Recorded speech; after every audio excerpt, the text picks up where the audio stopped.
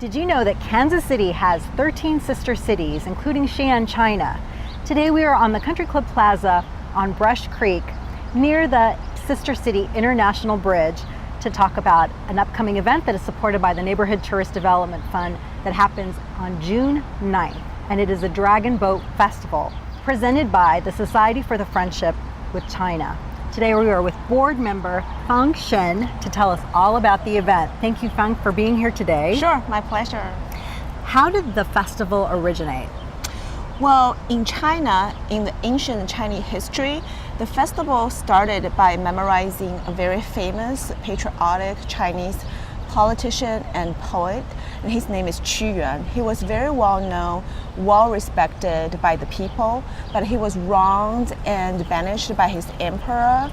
Then basically he lived during what's called the warning period of China, around the 400 to 200 BC, and eventually upon learning his country's falling and taken over by the Qing warriors, he, out of despair, he committed suicide by jumping into the Miluo River.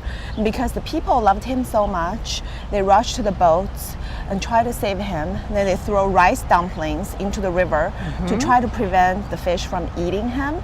They also beat the drums, try to scare away the evil spirits. That's how it started. So year after year, people started memorizing him by having the Dragon Boat Festival. And those three things, which are the boat, the rice dumplings, and the drums, are the three symbols of the festival.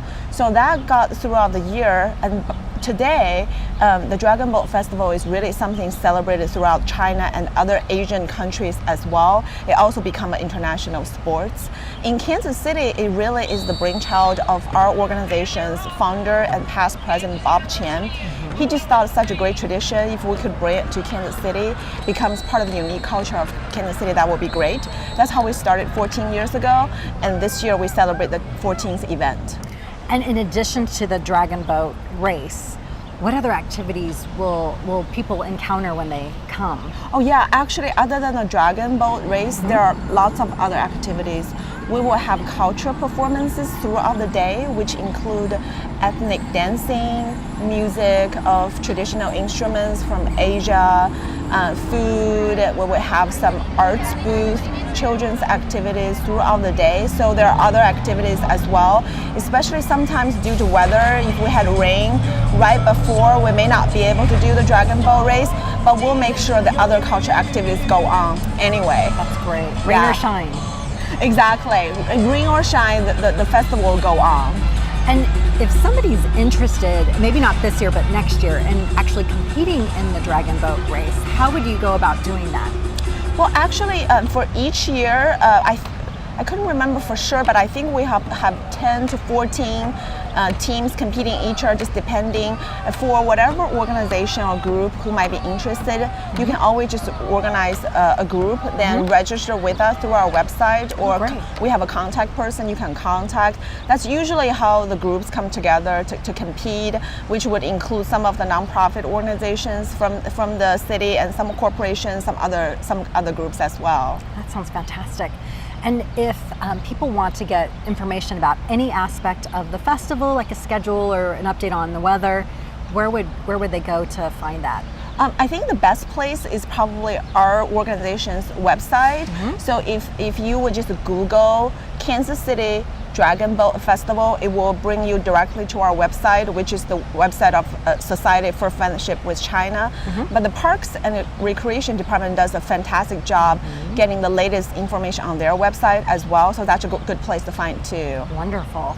Well, thank you so much for talking to us about the festival, and we're looking forward to wonderful weather like today for June 9th. Thank you for the opportunity. The Neighborhood Tourist Development Fund supports local nonprofits that bring cultural, social, educational, and recreational activities to our area.